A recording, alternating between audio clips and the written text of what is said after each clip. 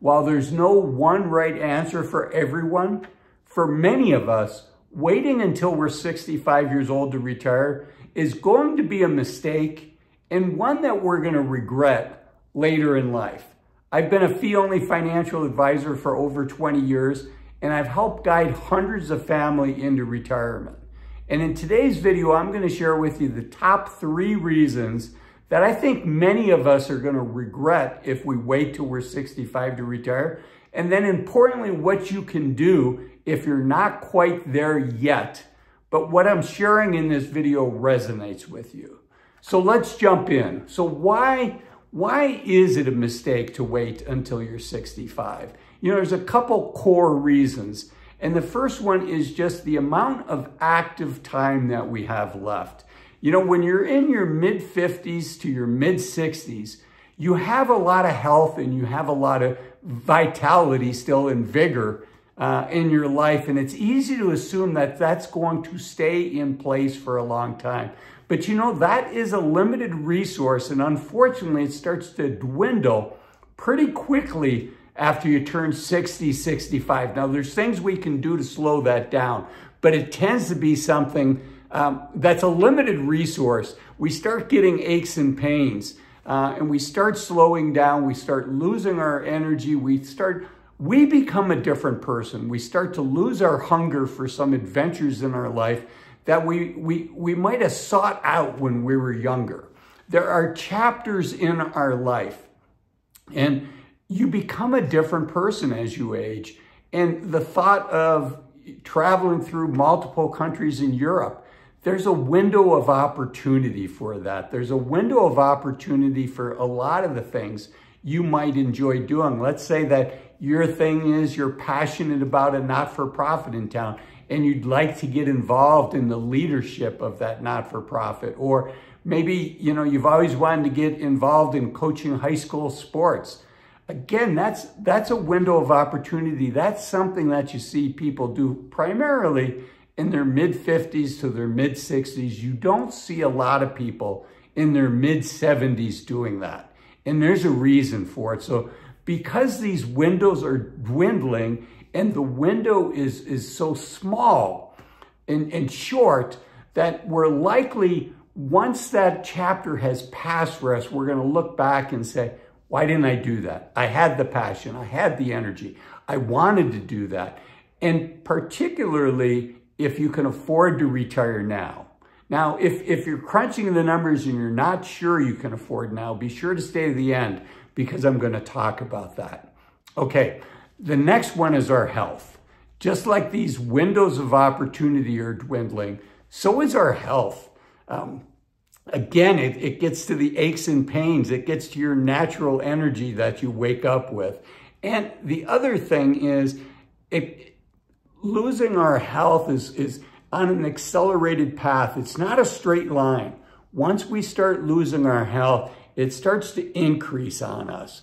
And stress, it really takes away from our health in a way that few of us really fully understand until the stress is taken off of us. It's like that story of the frog in boiling water, right? The water temperature is turned up slowly. If you take a frog out of a pond and you put the frog in boiling water, it's going to jump out. But if you take that pond water and slowly heat it up, the frog doesn't realize that the water is getting warm. And for many of us that have been working 20, 30, 40 years, we just don't realize how much weight is on our shoulders. And it's only in hindsight when we look back, we say, that was a lot of pressure. I didn't realize I had that, right? You have to put up with the morning commute and the traffic and getting to work at a specific time. And many of us are responsible for deliverables. We need to make things happen that oftentimes there's factors out of our control. We need to do the best that we can, but we're trying to make the impossible happen and make that happen on a quarterly basis. And, you know, candidly, that puts a lot of pressure on us, and just trying to balance everything is a lot of pressure.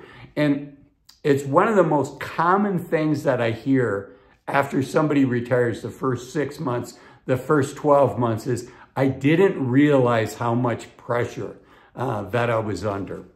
And so while it may not feel like you're under a lot of pressure. You know, if you're fortunate, I'm fortunate. I love what I do. I like the people that I do it with. I find the work rewarding, but the reality is I'm still under a lot of pressure. And I think the vast majority, I think it's very unusual for somebody to not be under pressure, for somebody to retire and look back 6 months later and say, I wasn't under much pressure. That does happen. I'm not saying it never happens, but it's very unusual. The other thing related, we're talking about health here and how our health dwindles and how stress is a factor. The other thing is to keep our health, it requires an investment in time, T-I-M-E. And there's no way around it, right? We need to take time to take care of our bodies, to keep our muscle mass, right? So that probably means you're going into the gym and lifting heavy things a couple times a week. I mentioned earlier the aches and pains.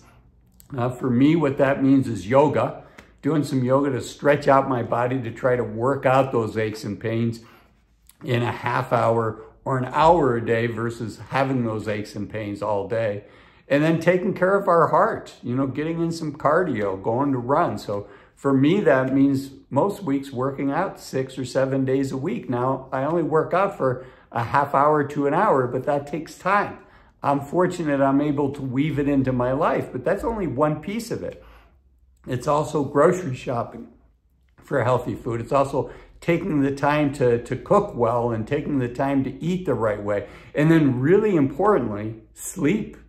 You know, sleep is one of the main factors for marginally high blood pressure. I'm not a physician, and none of this is medical or financial advice. I don't know your situation, but I do know that more sleep is better for most of us. Most of us are sleep deprived, particularly here in the US. And you know, to get a good solid 8 to 9 hours of quality sleep, it takes discipline, right? We have to have kind of a, I think they call it a sleep hygiene routine where we do the right things before we go to bed, but then we also have to have the freedom to be able to go to bed at a decent hour and to be able to sleep in until a decent hour. And when we have so much on our plate, that, at least for me, is typically where the time gets taken out from. Okay, so, you know, if you can financially afford to retire already, this is really just a suggestion. This is a plea to really think seriously about, should you retire now? And you know where I stand. I think the vast majority of us will be happier if we do retire sooner rather than later. But what if you're not quite there? You know, what if your financial advisor is saying you don't have enough money to retire, right? Well, there's a couple things you can do. One is you can cut back on your expenses, both now so that you can save a little bit more and get there sooner, and then also in retirement, right? How much money you need to retire is based in part on how much you're planning on spending. So, you know, think about, are you optimizing on life? Are you optimizing on your bank account? Are you optimizing on that percent likelihood that your financial plan is going to succeed? Or are you optimizing on yourself and your health and your enjoyment? So, you know, as a financial advisor myself, I want my clients to have as high of a level of certainty that they're gonna not run out of money before they pass away, right? So 95, 97% certainty. But, you know, for a lot of us, maybe 80% certainty is high enough. When we do a Monte Carlo simulation, which is what these percent certainties are based on, we have our median. And when we say you have a 97% likelihood of never running out of money, that means 3% of these cases have somebody running out of money. But you know, with 80% likelihood of not running out of money, it means 20% is running out of money during their lifetime. But you just don't fly the plane into the ground, right? You see where you're at. If you happen to get unfortunate, what we're worried about is sequence of return risk. The early years when you're taking money out and the size of your retirement account is the largest, you're worried about negative returns, but we're human, so we adapt. So these are some things that you can think about doing. I also want you to watch kind of the follow-up video to this one, which is 5 reasons to retire as soon as you can. I'll see you in there.